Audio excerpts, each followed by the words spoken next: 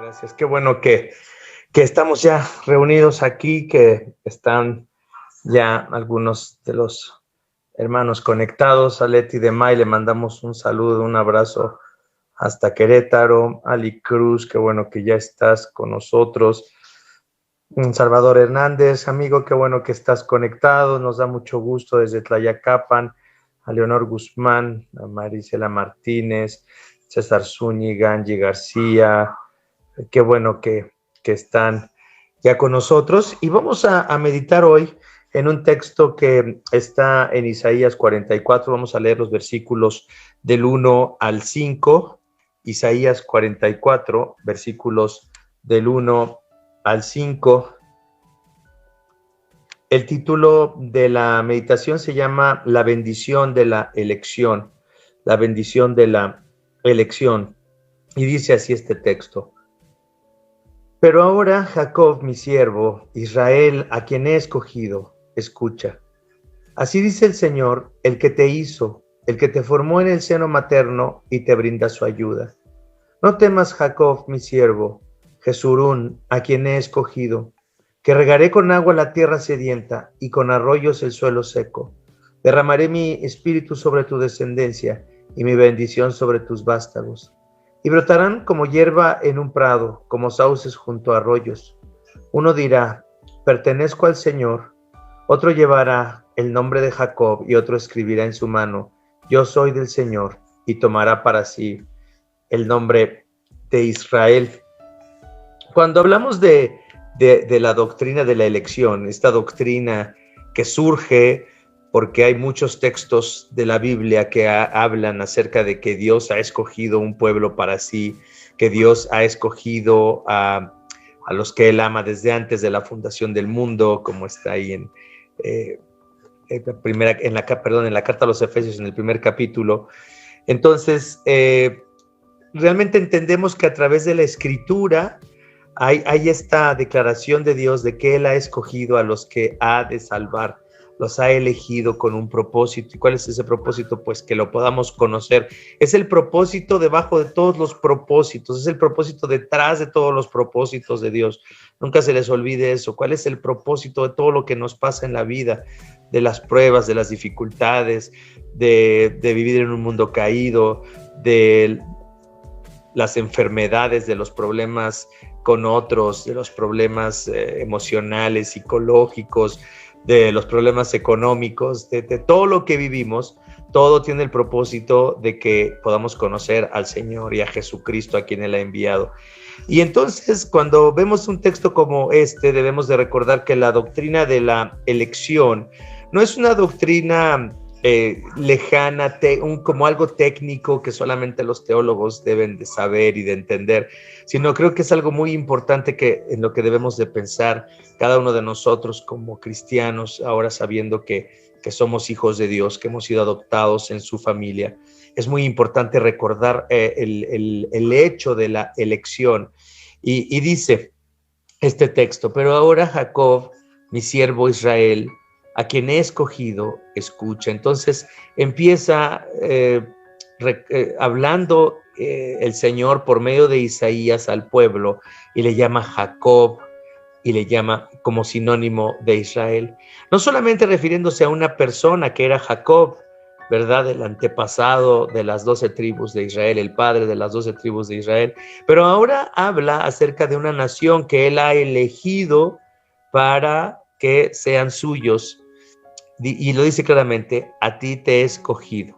Y así dice el Señor en el versículo 2, el que te hizo, el que te formó en el seno materno. Entonces lo escogió antes todavía de hacerlo y lo hizo en el seno materno. Entonces la elección es antes todavía de formarnos en el vientre de nuestras madres. Y dice, y te brinda su ayuda. No temas, Jacob, mi siervo, Jesurún, a quien he escogido. Y aquí viene una cosa interesante que tenemos que también entender, que es otro de las razones para las cuales Dios nos elige. Aquí hay dos nombres, Jacob, mi siervo, Jesurún, a quien he escogido. Jacob significa el suplantador, pero Jesurún significa el que es justo. Y sin embargo, el Señor le está llamando de estas dos maneras. Le está diciendo, no temas, suplantador, mi siervo, el justo a quien he escogido. Es algo muy interesante este juego de palabras y los nombres con los que el profeta nos explica esta relación que ahora tenemos con Dios. ¿Cómo podemos ser al mismo tiempo como Jacob, suplantadores? Nosotros, por ejemplo, como gentiles, no nos correspondía por promesa ser parte del pueblo escogido de Dios. De alguna manera, Dios nos ha injertado, así dice el apóstol Pablo en Romanos, hemos sido injertados en el pueblo que era escogido, que era el pueblo de Israel. Y ahora somos parte también de esa descendencia que Dios ha escogido y que ha sido bendita, que ha sido bendecida por las promesas que Dios le había dado a Abraham, a Isaac y a Jacob. Pero fíjense, en la comparación de los nombres, entendemos también un propósito de la elección. ¿Cuál es el propósito de la elección? Es salvarnos para que dejemos de ser algo y nos convirtamos en una nueva persona. Es salvarnos para dejar una antigua identidad conforme al mundo caído, conforme a nuestro pecado, conforme a nuestra rebelión. Y por medio de Jesucristo, por medio de su sacrificio, por medio de su obediencia, por medio de su sangre derramada para el perdón de nuestros pecados y por medio de su resurrección, entonces somos transformados de enemigos de Dios, de transgresores, de rebeldes. Somos ahora transformados en justos, en jesurunes, podríamos decir. Esa es la transformación. Y no solamente estoy hablando de una transformación moral, porque realmente cuando vienes a Cristo no cambias totalmente, ya no te convertiste a Cristo y dejaste de pecar, no te convertiste a Cristo y dejaste de tener malos pensamientos, no te convertiste a Cristo y dejaste de ser egoísta, no te convertiste a Cristo y dejaste de sentir envidia. No, nos convertimos a Cristo y nuestra naturaleza pecaminosa sigue ahí, entonces de alguna manera seguimos siendo iguales a Jacob, pero por otra parte, porque estamos en Cristo, también Dios nos declara justos, como si nosotros hubiéramos vivido la vida que vivió Cristo de obediencia, como si nosotros hubiéramos pagado por nuestros propios pecados, que eso lo hizo Cristo por su sangre, y ahora somos declarados justos. Se dan cuenta de que la elección tiene como principal objetivo, pues que conozcamos al Señor, que conozcamos a Jesucristo, y luego cambiar nuestra identidad, entonces de enemigos a hijos adoptados, de rebeldes y de suplantadores, ahora como considerados como si fuéramos justos. Y fíjense lo que le dice el Señor por medio de Isaías a su pueblo. Dice, Él te brinda ayuda. Dice, y dice en el versículo 3, después de decir, Jesurún a quien he escogido, que regaré con agua la tierra sedienta y con arroyos el suelo seco. Derramaré mi espíritu sobre tu descendencia y mi bendición sobre tus vástagos. ¿Qué está prometiendo el Señor al pueblo de Israel? Que se van a multiplicar, y no solamente sus hijos, los descendientes de ese pueblo, sino que dice, voy a regar con agua la tierra sedienta y con arroyos el suelo seco. ¿Cuál es otro de los propósitos de la elección? Es que Dios renueve todas las cosas. Y ahora sabemos, a causa de la resurrección de Cristo, siendo Cristo el primero en resucitar entre todos los que un día vamos a resucitar, sabemos que por esa resurrección Dios está renovando todas las cosas, nos está renovando a nosotros, está renovando a la iglesia y también de alguna forma utilizando a la iglesia con todos sus defectos, con todas sus debilidades. La iglesia ha sido establecida en la tierra para ayudar también en la renovación del mundo. Cada día hay personas que se añaden a la fe cristiana. Cada día hay personas que se bautizan. Cada día hay personas que escuchan el evangelio y creen el evangelio. Eso es algo que no se nota mucho, porque tampoco son muchos, pero el trabajo de la iglesia sigue avanzando y Dios sigue renovando la tierra a través de su Espíritu Santo. Dice, derramaré mi espíritu sobre tu descendencia y mi bendición sobre tus vástagos. No somos nosotros, a causa del Espíritu Santo, descendientes también de Abraham, de Isaac y de Jacob. no somos descendientes también de Israel a causa del Espíritu Santo que nos trajo a la fe en Cristo y ahora estamos unidos en ese pueblo. Y dice, y brotarán como hierba en un prado, como sauces junto a arroyos. Parte de entender la doctrina de la elección es que veamos en nuestras vidas esa provisión de Dios para nuestras almas.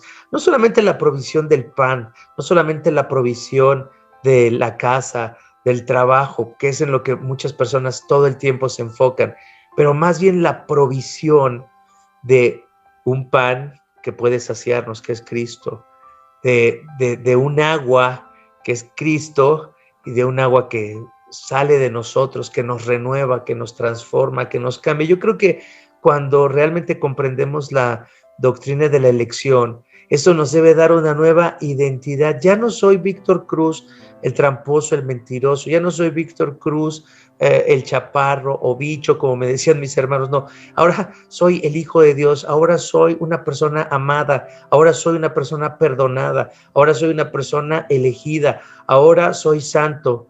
Todo eso a causa de Jesús.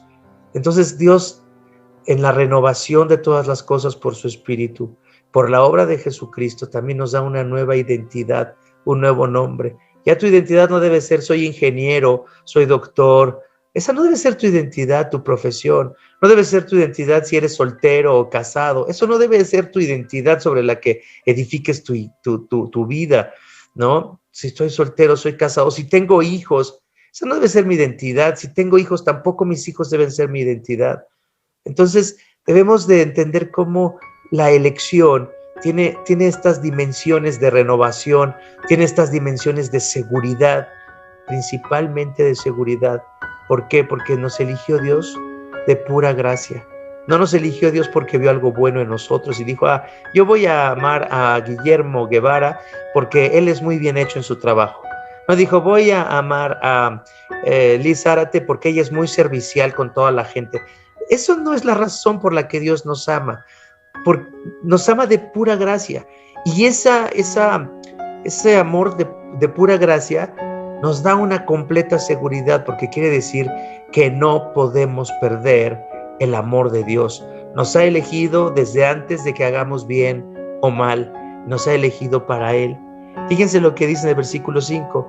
Uno dirá, pertenezco al Señor, y otro llevará el nombre de Jacob, y otro escribirá en su mano, yo soy del Señor, y tomará para sí el nombre de Israel. ¿Qué es lo que dirán estas personas elegidas? ¿Qué es lo que dirán? Pertenezco al Señor. Otro llevará el nombre de Jacob, y otro escribirá en su mano, yo soy del Señor, y otro tomará para sí el nombre de Israel. ¿Cómo termina esta pequeña porción de la Escritura?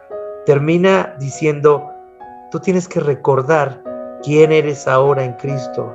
¿Quién eres ahora en Cristo? Hoy deberías de pensar, soy amado. Hoy deberías de pensar, soy perdonado. Hoy deberías de pensar, soy una nueva criatura. Hoy deberías de pensar, hoy soy adoptado. Entonces, ¿cuántas implicaciones tiene la doctrina de la elección?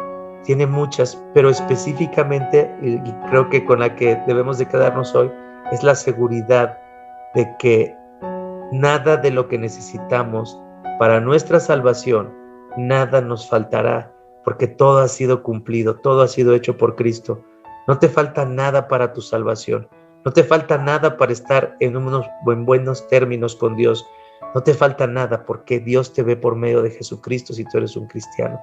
Entonces quiero recordarles esto, quiero que se queden con esta seguridad, quiero que piensen en esa nueva identidad que deberíamos de desarrollar si creyéramos y recordáramos todo el tiempo lo que ha sido hecho a nuestro favor por causa de la elección y causa de la obra de Jesucristo hecha a nuestro favor.